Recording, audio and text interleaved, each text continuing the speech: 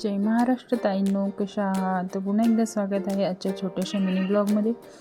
तर मला माझं छोटंसं विश्व स्वतःसाठी, माझ्या मुलींसाठी निर्माण करायचं आहे, त्यासाठीच मी धडपड करत आहे. तर आज शरूला शाळेत जाण्यासाठी तिला दिला होता टिफिनमध्ये आलूचा पराठा, कारण ते 2-3 दिवस झालं मी आलू पराठा बनव असं म्हणत होती, म्हणून आज आलू पराठ्याचा बेत बनवला.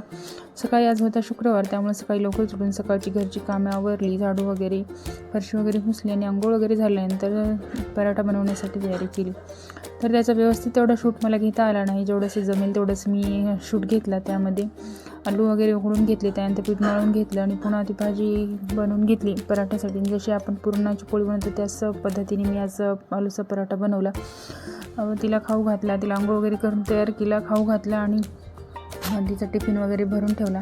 त्यामध्ये माझी इशू फारच सतत होती, कारण ती सकाळी पलंगावरून पडली, कारण ती शर्वरी अभ्यास करत असताना तिचा वही घेतली होती, तर तिने तिला धक्का दिला, त्यामुळे ती खाली पडली. तर रडत होती, त्यामध्ये बरंचसं सतत होती. तिचे पप्पा पण नव्हते, काही कामानिमित्त ते बाहेर गेले आहेत. तर ती बघा माझी टकलू इशू कशी करते मला.